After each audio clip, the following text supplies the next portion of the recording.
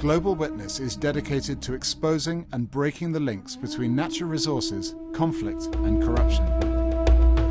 Their on-the-ground investigations, damning reports and lobbying have exposed illegal trading in natural resources and have starved wars and conflicts of the funds they needed to continue.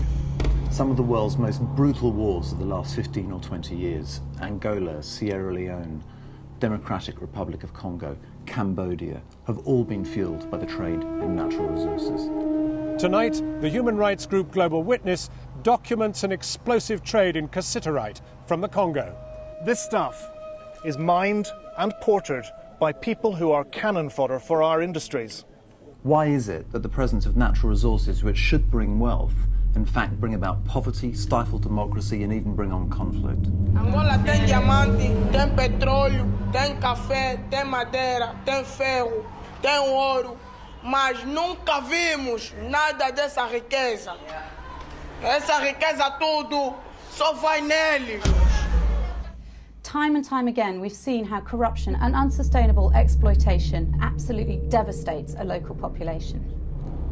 If we don't try and stop this, it's just going to carry on. It's going to be business as usual. And what's more, with new economies emerging, being desperate to access natural resources, like China and like India, we fear a global race to the bottom, where everybody's out competing each other to get access to these resources. What Global Witness is trying to do is to bring some common sense to the exploitation of natural resources. We need to make sure that the trade in natural resources truly benefits the populations of the countries that they come from and does not fuel conflict or corruption.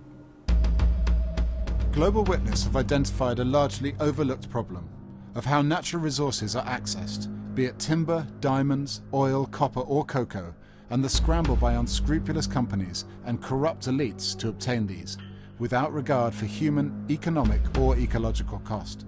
Turkmenistan has the fourth largest reserves of gas in the world, which put an alleged $3 billion in Mr. Niyazov's accounts from gas sales and kept the average person on about $50 a month. This has been going on for too long. There are gaps in the law, there's the lack of political will, or just that individuals and companies and governments are unwilling or unable to hold individuals to account. Global Witness works. They've shut down the illegal timber trade that funded the Khmer Rouge, exposed the issue of conflict diamonds, cut the funding to the Liberian Civil War, exposed international money laundering, and have created new international mechanisms to promote transparency in the extractive industries. In 2003, they were nominated for the Nobel Peace Prize. We don't rely on second-hand research. Our investigators go to the countries concerned, sometimes the riskiest places on the planet. We get the information and we put that into reports, and we use those reports internationally to change policy. A lot of our work is based on encouraging the growth of legal mechanisms, legal structures, legal strategies to stop natural resource-related crimes and abuses. It's partly about exposing secret deals and the corruption that underpins them. It's also about looking at how that money is laundered through the global banking system by large, respectable international banks. This is a critical era for Global Witness's work. The rush for natural resources is creating an unprecedented transfer of wealth from rich consuming nations to poor. We want to make sure that this is an issue that cannot be ignored at the top levels of the World Bank, the UN, bilateral discussions, the G8. It has to be up there, it has to stay up there. Global Witness believes that now we have the opportunity to shape the sustainability and fairness with which the world manages its natural resources.